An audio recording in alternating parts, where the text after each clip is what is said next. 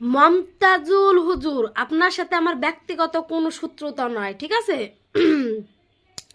আপনি বলছেন হুমায়ুন কবির এত জায়গা থাকতে বেলডাঙ্গায় কেন বাবরি মসজিদ করবে? পাইলে যেখানে ছিল সেখানে কি করুক। আমার কথা, তুমি তাহলে জায়গা দাও, তোমার বাড়িতে কি করুক, ও যেখানে জায়গা পাবে সেখানেই করবে।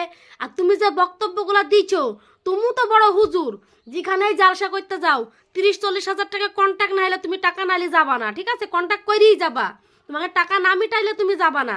তো তোমার যে তো মায়না, তুমি কি করছো? তুমি কি একটা মাদ্রাসা করতে পেরেছো? তুমি কি একটা স্কুল করতে পেরেছো? তুমি তো কিছু করতে পারো নি। ওই স্টেজে উঠিয়ে বড় বড় লেকচার দিতে পারো, কিছু দিতে পারো না, ঠিক আছে? দান করো, দান করো করবা, আর পকেট ভর্তি করবা, কেন তোমরা কাউকে দান করবা না? তোমরা জীবনে একটা কাউকে দান করে দেখেছো? ঠিক আছে, তোমরাই দেশের ফকির বানিয়েছো। মাদ্রাসায় দাও, মাদ্রাসায় দেয় তাই করবা, ছেলে মেয়েকে মাদ্রাসায় লি যাবা আর ভিক্ষি করতে লি যাবা। কেন সরকারের মাদ্রাসা নাই সেখানে পড়াতে পারবে না? বড় বড় মিশন নাই সেখানে পড়াতে পারবে না? ভিক্ষি করা কারা শিখাইছে? তোমরা শিখাইছো। আমাদের মতন মানুষের ছেলে মেয়েগুলো মাদ্রাসায় দেয়, আর তোমরা কি করো? ভিক্ষি করে লি বাড়াও, মানে ভিক্ষি করে আমাদের কি নবী সাহেব বলিছে যে ভিক্ষি করে লি বাড়াও? আমাদের নবীজি বলিছে মানুষকে দান করো, কারোর সাথে দান লিও না। আর তোমরা কি করো? লোকের সাথে দান চেয়ে বাড়াবা, ঠিক আছে? দান দিবা না কাউকে। আবার হুমায়ুন কবির বলছে একটা মসজিদ করবো, তা তোমার কিলিবিলি কিলিবিলি ব্রেনে পোকা ঢুকছে। তুমি একবার স্টেজে তুমি একবার বক্তব্য দিছো, কেন?